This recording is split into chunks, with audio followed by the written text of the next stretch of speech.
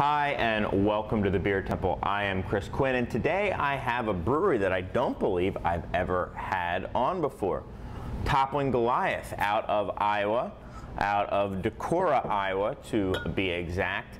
And for those of you who don't know, and I'm guessing that there's a lot of you who do know, Toppling Goliath is currently, coming into, fall 2014, about as hot a brewery as there is, certainly in the Midwest and probably in the country.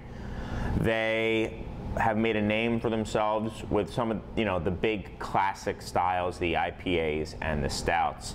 Sosus is their Citra Pale, and it's just one of those beers that people go nuts for. Very zombie dust-esque beer, although it does come in a bomber. A beer that I had that really first put them on my radar was maybe 2 years ago, just over 2 years ago. I had a Nelson Sauvin hopped pale from them called Zealander, which I thought was amazing. I had it at the Great Taste of the Midwest, and it was probably the best beer I had that year. So they're also known for Morning Delight and a bunch of big stouts as well. So just really fortunate to have two of their double IPAs come into the store. Both of these are from their Hop Patrol series. I've got the, I hope I'm saying this right, Sosus and the Hopsmack. I think I'm saying Hopsmack right.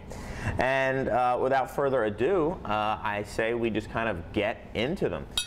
Both these beers are under a month old. They're about 3 weeks and change. So nice and fresh. I've been keeping them cold, so they should be tasting pretty good. And another thing that helps these, I think that helps is an interesting way to put it, but one of the reasons I think that some of these beers get all this hype is because they also have very small distribution. I believe Toppling Goliath is only available in Iowa and some parts of Wisconsin at this point. So you really kind of have to travel to a place where oftentimes people are going there just to get these beers, and that ups their value, I'll say, their perceived value to a lot of people. So anyway, this is the Sosus. It's a double IPA. I'm trying to see if I've got I don't know how strong it is, but this is a mosaic hop, single hop beer. They like to do a lot of single hop stuff. I mentioned the Sosus Citra, Zealander, Nelson.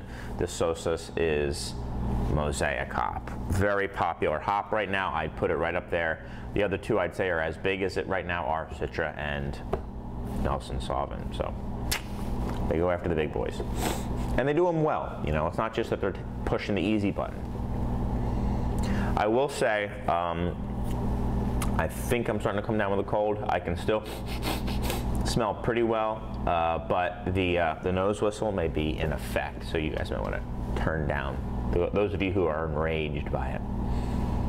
I'm who I am. So I get oftentimes different notes from mosaic. A lot of times it can be incredibly fruity. It can be like berries, like mixed berry punch is kind of how I think of it sometimes. And other times it comes across as more green. I've been reading recently that as beers or hops age, their different oil compositions or percentages in relation to one another change as well, and the actual flavor of and aroma qualities of that hop change as well. I know Simcoe, as it ages, gets a little bit more catty. Some people like that, some people don't like it. So this one is really nice. It's got a green flavor to it, like bright grassiness, a little bit of a slight amount of a earthiness, but just, I don't know, like a clean earthiness, not a musty, dirty, funky. maybe more like dandelion greens, you know, so grass, but not like that fresh cut grass clippings, like these other kind of like outdoor greensy things. There's a little bit of a floral and a fruit note as well. And it's funny, a little bit of that almost like petroleum note that I can get from Nelson sometimes. Just a hint. Light-bodied beer.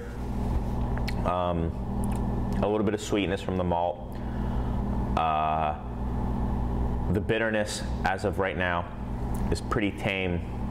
I'm just finally now, as I'm kind of like making sure I'm getting everything in there, I'm just starting to get some of the bitterness now, but it's mild. So those of you who like very hop-forward beers, maybe a hint of sweetness, you know, that Midwest double IPA style minus some of the bitterness, this is certainly kind of right in your wheelhouse.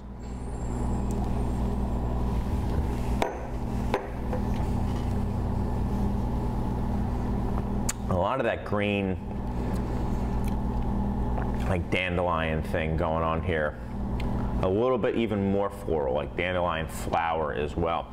And the bitterness that's very subtle, I think maybe accentuates that even a little bit more, because those can be a little bit bitter, those greens. Hints of the berries, but really they are underneath, I think, the more green and earthy notes. Really solid beer. Just really nice. Balanced as well. There's quite a bit of balance from the bitterness and malt characteristic side of it, but it's not the darker, more caramelized malt accents that you get from classic East Coast styles, some of those toasted caramelly notes. It's more of a pale, sweet, light, biscuity thing. Biscuit might even be going a little bit more. And I don't even know if this is a term, I don't think it is, but that's what I considered those like classic Midwest double IPAs. So, good stuff. So, now we have the Hopsmack. Still looking for the percentage, don't have it, was lazy, so I didn't look it up beforehand.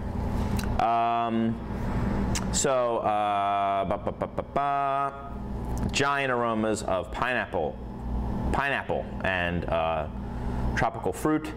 Makes me think of maybe you know, some Galaxy or something in there. Who knows? You'd think they'd put Galaxy on there. That's a big, another one. I would say those are the big four right now. You got Mosaic, Citra, Galaxy, and Nelson. I would say you put that in there and people are like, oh, and they just kind of buy it if it says it's in there. So Hopsmack. Pours very similar in color. One thing I do like about this opener is you can pretty much reseal it because it doesn't bend the cap. Let's see how well it reseals. I mean, that's pretty good. I mean, you see it's obviously not perfectly sealed, but not bad. Okay, so both of these also are a little hazy as well. A lot of times when you have tons and tons of hops in a beer, you can get a little bit of what is called hop haze. A lot of hop compounds in your beer also help with foam, and you can see the stability of the foam is pretty excellent here. This one, I don't know, it said on the note, I'm checking my watch. It said on the bottle that this was the first in the series. This one doesn't jump out of the glass as much as the Sosus does. And a little bit more lemony, a little biscuit. It's a subtle fruit. Maybe the aromatics are they might need to warm up. They might be a little bit faded. I mean, they're there for sure.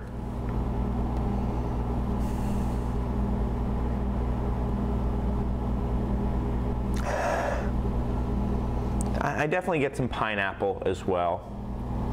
I'm getting more of like a lemon and pineapple thing. Fresh pineapple, not that like candied syrup pineapple that you sometimes get, like a fresh cut pineapple. Maybe, you know what? No, a pineapple you have not cut yet into, and if you can smell them sometimes on the outside, that's more of what I'm getting. Or maybe if you prick some holes in it so some of it's coming out. Ridiculous.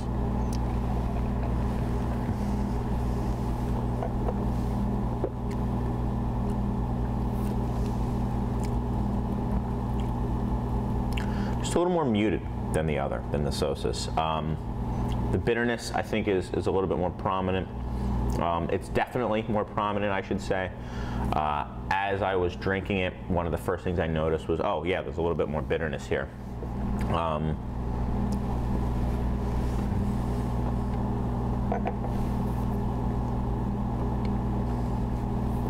You can almost like feel like the hops in your teeth on this one. Again though, it's got that Midwest Double IPA style to it. Not overly bitter. There's still quite a bit of sweetness there, which helps balance it out. You know, these beers are all about balance, no matter what style. But the bitterness here is creeping a little bit more. More subtle. Maybe there's a little bit more age on this beer, I don't know. But still very solid. I would like to know how old it is, and if it is, you know, maybe 2 months old rather than 1 month, to give it a shot, brand spanking new. But very cool.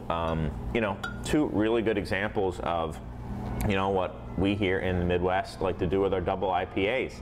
I would feel confident bringing either of these beers, especially the Sosus, to a beer share or something like that. Guys, thank you so much as always. I always appreciate all the comments and the love that you guys give. Whoa, cop's going somewhere. Anyway, yeah, thank you so much. The gifts that you guys bring in are always so appreciated, and I love to be able to share it with the rest of you guys.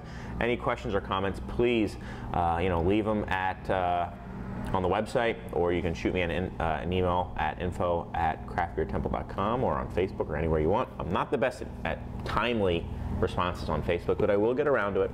Apologies in advance.